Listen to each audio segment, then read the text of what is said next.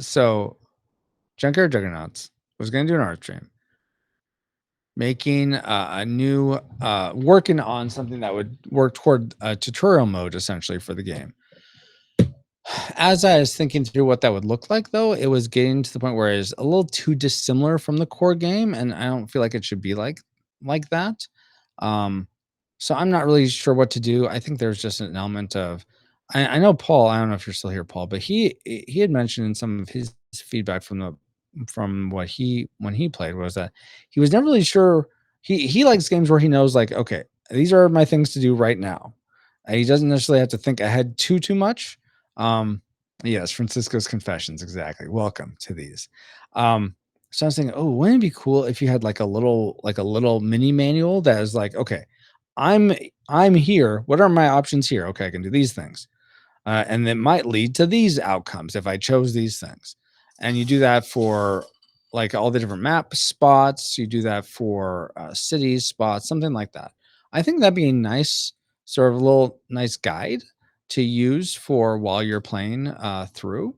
So I think I might just do that instead of making a whole new game mode. But I am in this, and this is part of what I was going to say in my newsletter email, is that some other feedback I got was that one of the people that has been playing a few times felt like things are getting a little too many things going on, and so that's got me thinking, okay, maybe I do need to pull some things back. Like I was trying to introduce pets, and I thought that's a cool idea. And I don't think that actually adds all that much complexity and gives you something to use the city cards you get. You're able to use them for something as opposed to just like, oh yeah, I beat the city, hurrah. Um, and so I tried, okay, well, maybe something that I is it something that's annoying to do is that your in terms of setting up the game when it's not a digital version, where you do it by hand, is you have to put the little corruption tokens on all the roads throughout Galmany to start.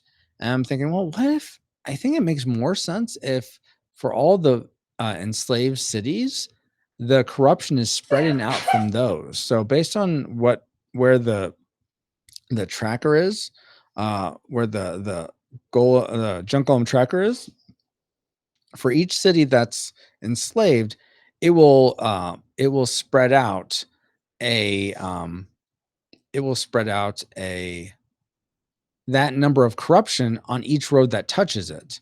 And then each road that touches that road, and it'll just keep going every turn essentially. After each time that all the players have gone, this sort of corruption spread things happens. It's kind of like pandemic in that way, I'm thinking. And that way you're not having to you just put them out as like every so often. You're not like, okay, let me set this all up again, all the corruption down. I think that actually thematically works better, and also just setup wise that works better. um so that's not so much something that I would take away or change, but I am trying to think, okay, so where do people get bogged down when they're playing the game? I don't think it's in the building. Your juggernaut. That's never seemed to be an issue. That's something that lots of people commented on that they like.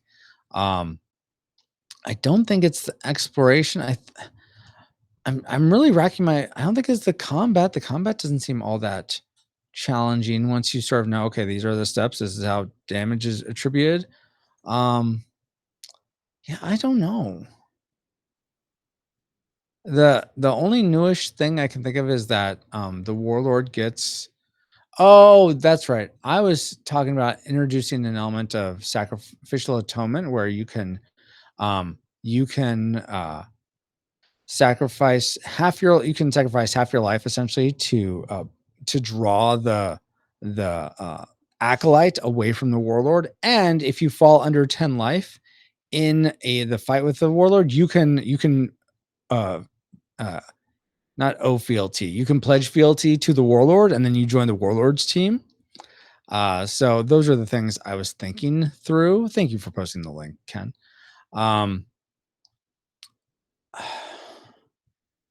don't know. As I'm talking through those, I don't think those parts are overly complicated. I think they give a nice level of flavor a thematic flavor that I want to the game, because I want this whole idea of like I want this idea of um falling away from your family and falling into sin and then being forgiven of that in a way, having a sacrifice made that your restores you back to your family.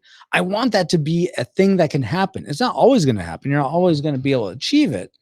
But I want that to exist there. And I feel like that's a decent way of doing it.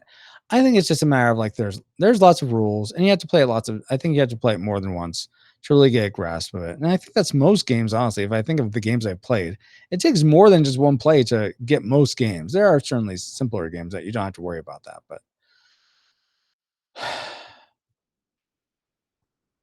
all that to say, I think I need to think a little bit about it. Make sure there aren't things that and maybe I just need to play through it myself and think about okay, where am I getting sort of like, this needs to be streamlined. This is taking too long, something like that. I don't know. Anyway, okay, there's my confession. There's your Francisco's confession.